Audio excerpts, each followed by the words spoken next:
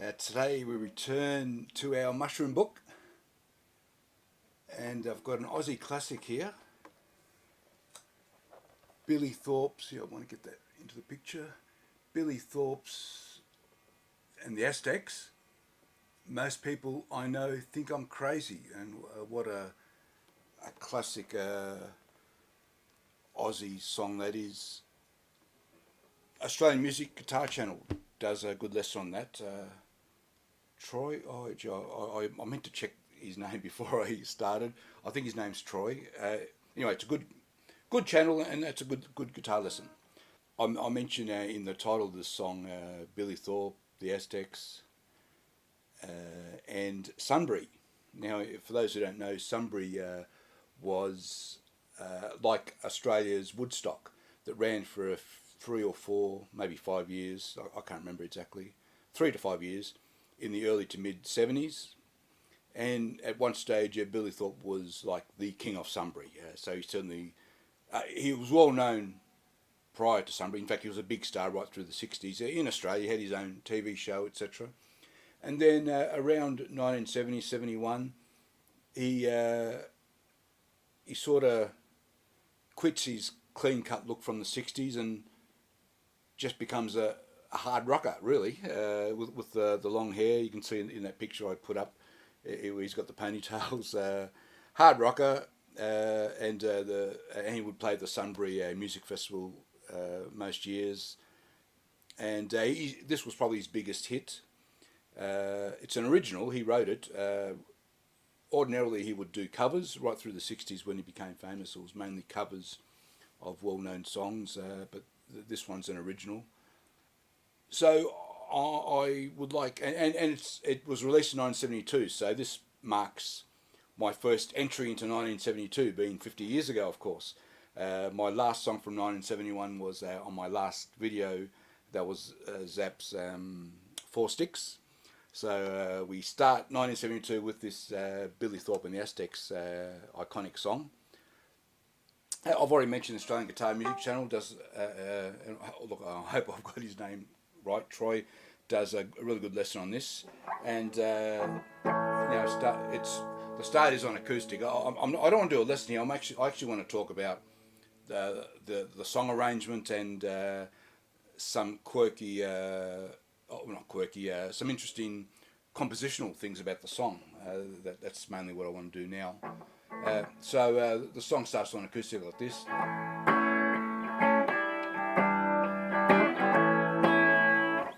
That sort of thing. So we've got an A, and then that's A7 sus4, a nice chord. Now, let me put up the music from my mushroom book, just an excerpt. It's up on the screen now. Sorry, apologies for the poor scanned quality, but that second bar of the verse they are showing us a G over 9. Okay, so I want to explore that a little bit. What's going on here? Now, as I've said in past videos, whenever you come across this situation where there are seemingly 2 different chords, always don't dismiss one as right and one as wrong and that sort of thing. It's far too easy to do that, and often it's the incorrect thing to do. This is not a case of right or wrong. It's a case of that's piano music, and whoever's written that labeled that chord is focusing more on the piano music than what you're playing on the acoustic guitar as in the rhythm section. That's what's going on there. So whenever you see this situation, first things first is understand why the person who's written the music, why they've labelled the chord as they have. And there's generally 9 out of 10 times there'll be a very good reason why they've done that. And that's what interests me. So if we were to explore what's going on there, if we look at the melody of the song, it's on the A chord, it's starting off with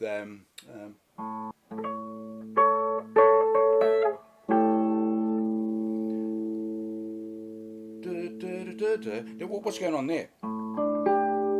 There's your DG, and of course that A7 sus4 has a DG.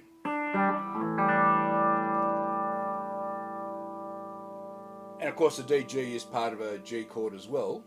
So there's your first, okay, they're not too far removed, those two chords.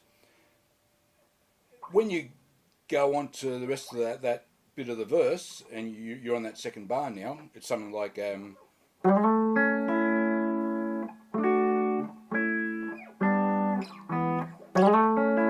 bit, that's seemingly over 100% over an A major chord, but the piano music is actually right. It's introducing this G, B, and E note. G, B. So there's your G and B again. So that helps explain why, it's probably a pianist who's written out the music. That helps explain why they've written the G over A, because they're seeing a G chord with an A bass, even if the acoustic is playing that E sus 4, E7 sus 4, and they have a lot of notes in common anyway. So it's conceivable that while the acoustic's playing that, the piano is doing something along the lines of a G over A. Very, very conceivable. This is even more interesting though. When the first interlude starts, say you finish the first verse, the whole first verse is just acoustic guitar. The interlude, the first interlude after the first verse, something like happens something like this.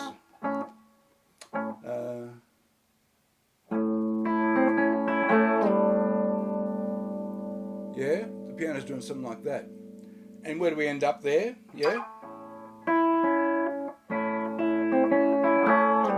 Where do we end up there? That's your G chord again with an A bass, your G over A. So the piano is 100% ending up on a G over A.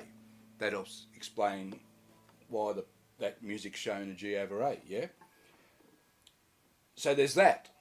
And that gets me thinking, well, for when I'm doing the interlude on the acoustic, why not introduce a tiny bit of that B note, part of the G chord, yeah?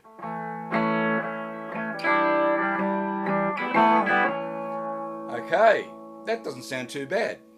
Okay, so we've gone from a chord looking sort of wrong to all of a sudden explaining a few things, helping me work out a few little extra fills, helping me think about what the other instruments in the ensemble are probably going to be doing while I'm strumming the acoustic as already discussed. Because I'm not thinking about just the guitar, I'm thinking about bass, two guitars, keyboard, yeah? I'm thinking about filling those out because I've got limitless tracks. So all of a sudden that supposedly incorrect chord is helping me fill out all these tracks, all these instrument parts. Now here's the final bit. This is interesting. So, when the song gets heavy, yeah.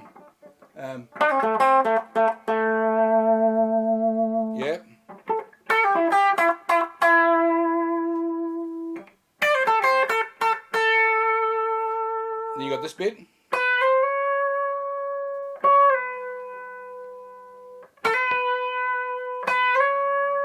You got that bit.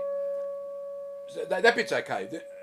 I wanted to know, as I was working out my arrangement, okay, what's everything else doing? Are there any chords that sit behind that? So we've got a C sharp to a B. The C sharp obviously belongs to an A chord. Okay, that's the first bar of that I call that the symphonic bit. A chord, A major, yep, that fits. The B obviously is part of a G. That sort of seems to fit. And then that gets me thinking, oh, what about that bit we've already done?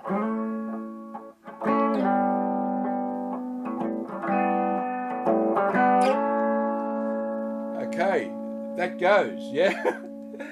So, once again, that supposedly incorrect G over A chord, I'm using it like for a third time, yeah? When I didn't know really what that bit was going to be, it helped me work out what that bit, well, it probably is, or how I'm going to do it anyway. And so that's pretty much the lesson, yeah? Don't dismiss something that looks incorrect. Work out what's behind it first. Work out why whoever wrote out the music is deciding to show that particular chord which is nothing more than a convention anyway. And so we worked out, okay, all the notes of a G chord with an A bass are sitting there, so that helps explain the G over A. And then it works out that there are two parts of the song that clearly use a G over A as part of the music, quite clearly. Valuable lesson.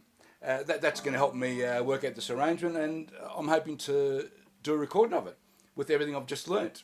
Hope you've enjoyed that. Thanks for watching. Bye-bye.